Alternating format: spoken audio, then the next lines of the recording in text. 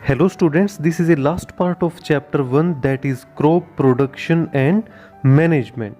In this chapter we will cover 6 topic, and today we do the last topic of this chapter, that is storage of food grain. Myself Shiv Prakash, your science teacher, so let's learn something new today.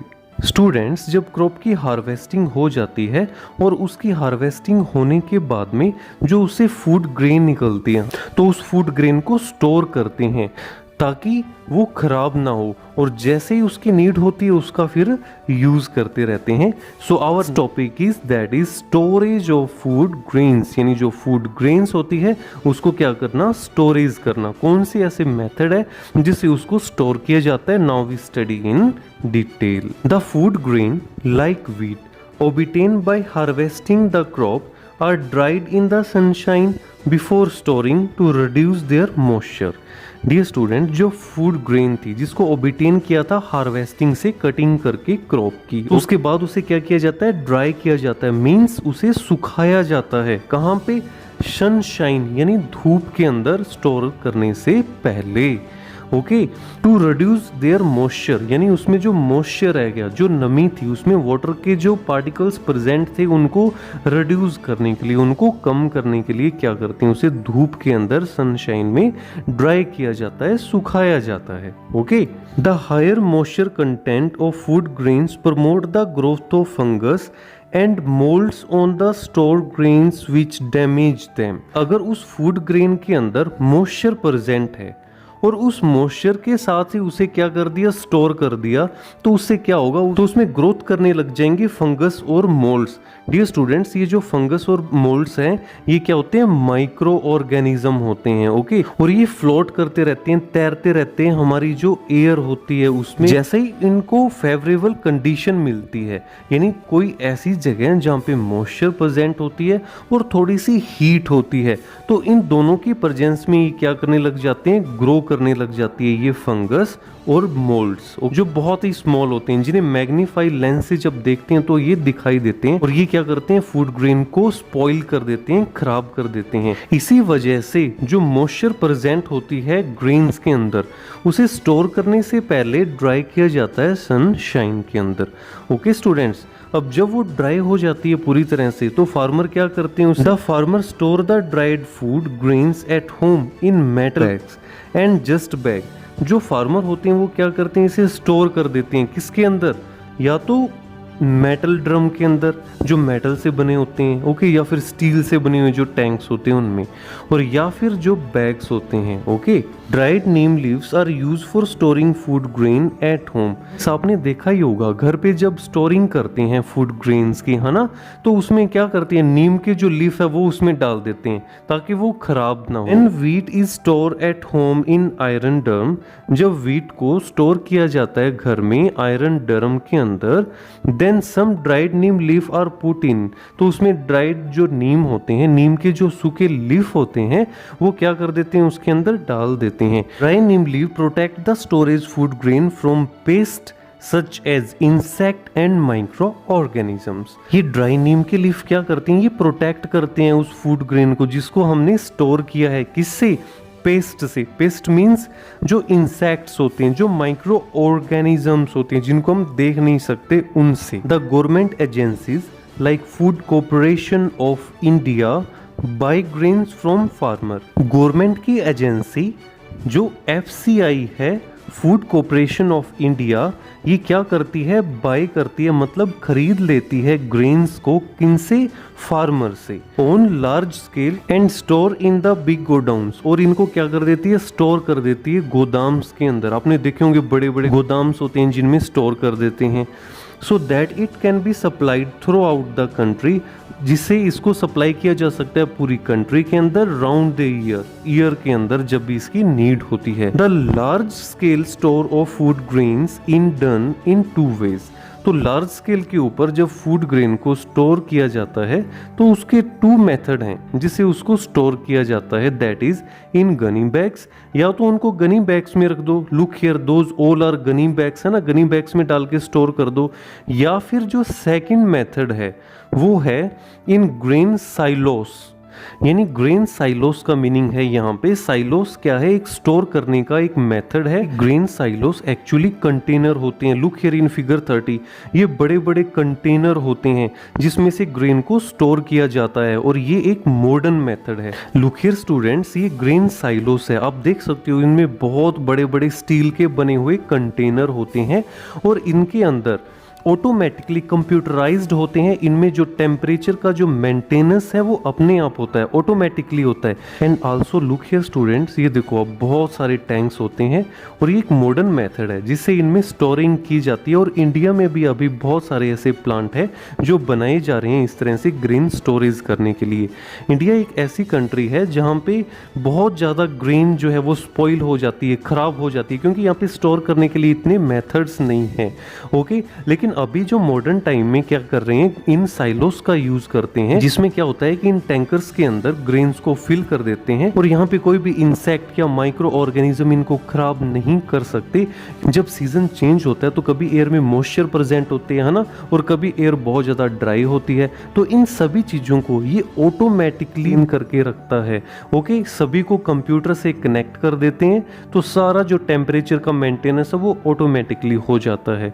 The most common method of storing food grain on a large scale is to fill them in gunny bags. Food grains को store करने का जो सबसे common method है, जो सबसे ज़्यादा use किया जाता है, वो उसमें क्या करते हैं, गनी बैग्स के अंदर क्या करते हैं, फूड ग्रेन को फिल करते हैं। Look here students, those all are gunny bag, जिसे हिंदी में बोलते हैं बोरी। ओके, तो इनके अंदर क्या करते हैं, ग्रेन्स को फिल करते रहते हैं और एक दूसरे के ऊपर रख देते हैं। Stitch the mouth of gunny bag tightly, तो इन गनी बैग्स का जो माउथ होता है उसे क्या कर देते हैं, स्टिच कर देते हैं। And keep these Ghani bags one over the other in big godowns, तो उसके बाद में इन सभी बैग्स के एक बैग के ऊपर दूसरे बैग को रख देते हैं गोदाम्स के अंदर। ओके स्टूडेंट्स, एक दूसरे के इस तरह से ऊपर रख देते हैं, मतलब यहाँ पे ज़्यादा बैग्स जो है वो कम स्पेस के अंदर अच्छे से रखे जाएं। Pesticide solution are spray on the stacked gunny bag in the godowns from time to protect the grains from damage by pest during storage. तो जब स्टोरेज की जाती है तो उस टाइम क्या करते हैं, बहुत सारे पेस्टिसाइड सॉल्यूशन का स्प्रे किया जाता है उन स्टैक्ड गनी बैग्स के ऊपर जो कि गोडाउन्स के अंदर रखे हुए हैं। और ये टाइम टू टाइम किया जाता है और ये इसलिए करते हैं क्योंकि ये प्रोटेक्ट करते हैं किससे, जो पेस्ट होते हैं, पेस्ट मीन्स जो इंसेक्ट या जो माइक्रो ऑर्गेनिजम्स होते हैं उनके डैमेज से बचने के लिए। ओके स्टूडेंट्स, मीन्स इनके ऊपर पेस्टिसाइड की स्प्रे की जाती है सभी गनी बैग्स के ऊपर जो कि गोडाउन्स के अंदर रखे हुए हैं, और वो ऐसा इसलिए करते हैं क्योंकि उससे वो प्रोटेक्ट हो जाते हैं उन इंसेक्ट से, उन माइक्रो ऑर्गेनिज्म से जो उसे डैमेज कर सकते हैं। Okay student, now we move to the next line. The population of rat in the godowns is also controlled by killing them with rat poison for the time to time. Students, godown के अंदर जो rats की population है, मतलब बहुत ज़्यादा rats हो जाते हैं वहाँ पे, तो उसे कंट्रोल करने के लिए क्या करते हैं, वहाँ पे एक पॉइजनस का यूज़ करते हैं जिसे रैट पॉइजनस बोलते हैं। ओके, और उससे क्या हो जाते हैं, रैट किल हो जाते हैं और इसका यूज़ किया जाता है time to time. Though A gunny bag is not an ideal container for food grains, but its greatest advantage is that food grains filled in gunny bags can be easily transported and distributed at various places. जो Ghani bags है वो कोई ideal container नहीं है कि उसमें fill करके रख दो और वो खराब नहीं होंगे। ओके, बट इसकी ग्रेटेस्ट एडवांटेज ये है कि गनी बैग्स के अंदर ये इजीली ट्रांसपोर्ट हो जाते हैं, मतलब एक जगह से दूसरी जगह अगर सप्लाई करना हो तो ये इजीली हो जाते हैं क्योंकि ये बैग्स के अंदर फिल किए हुए हैं। ट्रक के अंदर या किसी व्हीकल के अंदर इन्हें रखना इजी होता है ना, और आगे सप्लाई करना भी इजी रहता है, और दूसरा बहुत डिस्ट्रीब्यूट करने में भी इजी रहता है अलग अलग प्लेसेस के ऊपर जहाँ पे इसे पहुँचाना है। In addition to the gunny bag method of storing food grain, the grain silos are also used for storing food grain on large scale. Gunny bag का जो मेथड है जिसमें फूड ग्रेन्स को क्या करते हैं, स्टोर करते हैं, बट इसके साथ साथ एक ऐसा और भी मेथड है जिसमें स्टोर किए जाती है इस फूड ग्रेन्स को, और वो भी बहुत लार्ज स्केल पे, और उन्हें क्या बोलते हैं, ग्रेन साइलोस बोलते हैं। यानी ये स्टील के बहुत सारे बड़े बड़े कंटेनर्स होते हैं जिसमें इसको फिल किया जाता है। ओके, ये मैंने आपको पहले भी बताया था कि ये कंप्यूटराइज्ड होते हैं, पूरा का पूरा कंट्रोल कंप्यूटर बेस्ड होता है और इनका जो टेम्परेचर मेंटेनेंस रखना है और हर चीज़ की जो केयर करनी है उन ग्रेन्स की, वो ऑटोमेटिकली कंप्यूटराइज्ड होती है। तो ये ज़्यादा सेफ होता है और उसमें बहुत लंबे टाइम तक फूड ग्रेन्स सेफ रहती है। Grain silos are specially design big and tall cylindrical structure. तो इनकी जो स्ट्रक्चर होती है वो कैसी होती है दिखने में, ये एक तो टॉल होते हैं, बहुत ज़्यादा टॉल बनाए जाते हैं, और इनकी जो स्ट्रक्चर होती है वो सिलेंड्रिकल स्ट्रक्चर होती है इस तरह की। Okay students, so now we move to the next line. The grain silos have inbuilt arrangement for the protection of stored food grains from pest and microorganism. जो ग्रेन साइलोस होते हैं उनमें inbuilt arrangement होता है। मैंने आपको अभी बताया था, पूरी तरह से ये कंप्यूटराइज्ड होते हैं, जिससे ये प्रोटेक्ट करते हैं, उससे प्रोटेक्शन करते हैं स्टोर्ड फूड ग्रेन्स को, किससे, पेस्ट से और दूसरे माइक्रो ऑर्गेनिज्म जो होते हैं। Okay, pest means like insects. I hope you understood this paragraph very well. So now we move to the next topic, food from animals. यानी ऐसा फूड जो हमें एनिमल से मिलता है।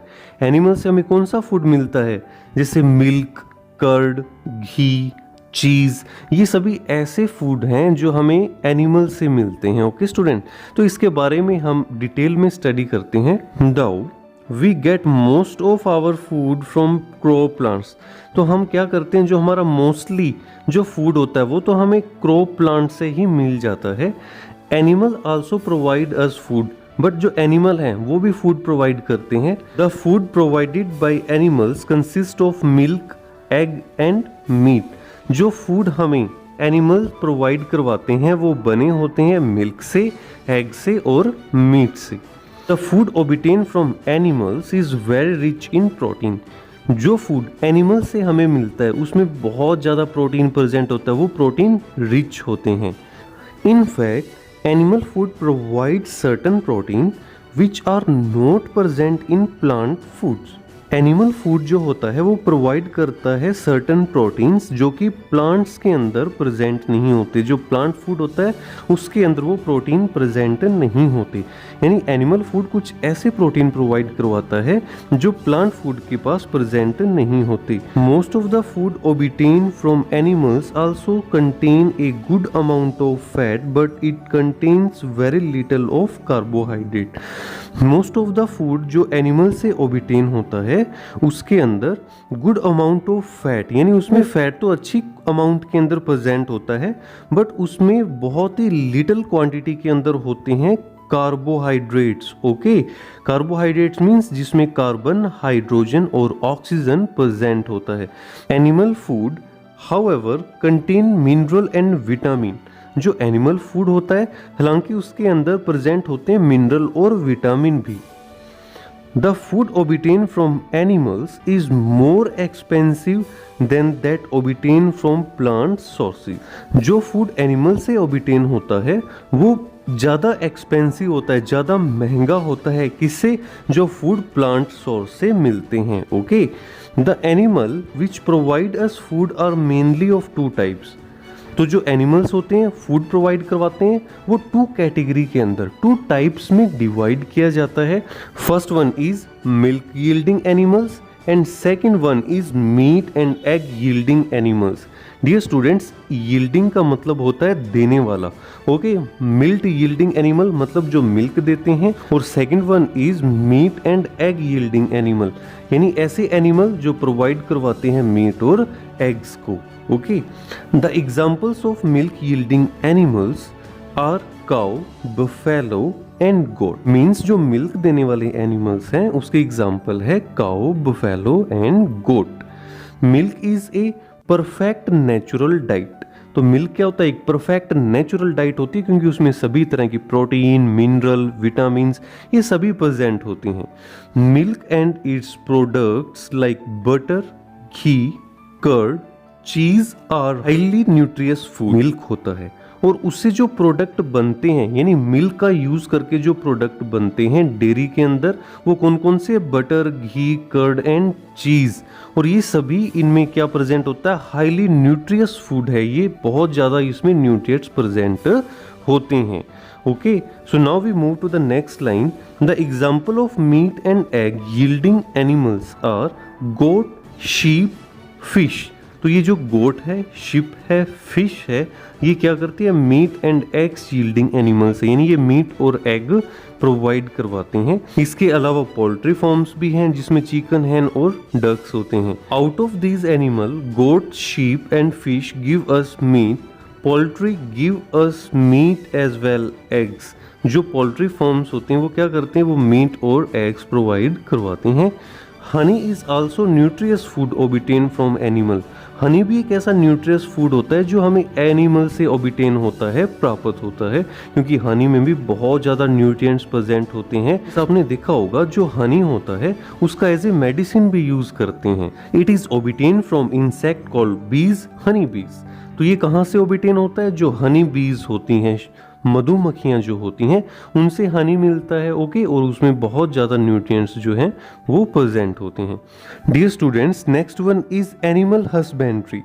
एनिमल हस्बेंड्री क्या होती है? Now one question is arises here, what is animal husbandry? So look here, the branch of agriculture which deal with the feeding, shelter, health and breeding of domestic animal is called animal husbandry.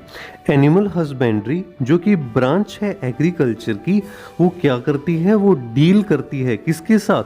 Feeding, feeding मतलब जो खाना खिलाना, shelter जहाँ पे वो animals रहते हैं उनके रहने की जगह, उनकी हेल्थ मतलब उनको डॉक्टर प्रोवाइड करवाना, and breeding of domestic animal, और उनकी ब्रीडिंग करना मतलब आगे से आगे बर्थ करना। ओके, इन सभी चीज़ों की किसमें डील की जाती है? एनिमल हस्बेंड्री के अंदर। Okay students, I hope you understood. अगर एनिमल से फूड को इंक्रीज करना है, बढ़ाना है उस प्रोडक्शन को, तो वहाँ पे क्या होगा? कुछ बातों का ध्यान रखा जाता है एनिमल हस्बेंड्री के अंदर। और वो कौन कौन सी चीज़ें हैं? First one is proper feeding of animal, यानी जो एनिमल्स है उन्हें प्रॉपर फीडिंग यानी खाना दिया जाता है, ओके, जिससे वो अच्छे से ग्रोथ कर सके। सेकंड है प्रॉपर शेल्टर फॉर एनिमल, और उन एनिमल्स के लिए शेल्टर मतलब रहने की जगह प्रोवाइड करवाती है, जिससे हर तरह की सीजन होते हैं उनमें वो प्रोटेक्ट रह सकें। Next one is prevent and cure of animal disease. Dear students, animals को भी ह्यूमन बींग्स की तरह बहुत तरह की डिजीज हो जाती हैं, तो इसलिए उसका भी प्रॉपर वहाँ पे मेंटेनेंस किया जाता है, उनका क्योर किया जाता है, उनका ध्यान रखा जाता है और उसे बचा जाता है, उसे प्रिवेंशन की जाती है। And fourth one is proper breeding of animal, और वहां पे आगे से आगे बर्थ करवाए जाते हैं। Milk giving animals like cow, buffaloes are reared on small scale in rural home. Rural का मीन्स होता है विलेजेस, रियर्ड का मीनिंग होता है पालना। तो जो विलेजेस एरिया होते हैं, जो विलेज में रहने वाले पर्सन होते हैं, वो क्या करते हैं?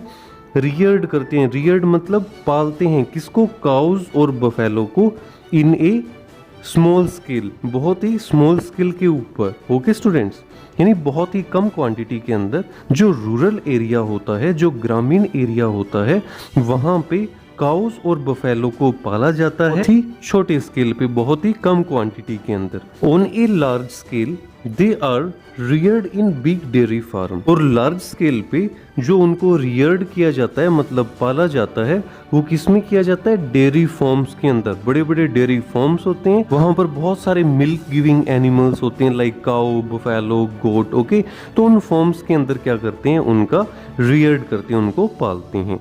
Okay, so now we move to the next one, that is fish as food. जो कोस्टल एरिया होते हैं, जो समुंदर के पास जो एरियाज होते हैं, वहाँ पे बाकी कुछ और खाने के लिए इतनी चीज़ें नहीं होती। वहाँ पे सी होता है, समुंदर का एरिया होता है, और वहाँ पे वो क्या ईट करते हैं? जो एनिमल्स सी में रहते हैं, समुंदर में रहते हैं। ओके, यानी जो फिश है उसे फूड की फॉर्म में ईट करते हैं। Fish is an important source of animal food.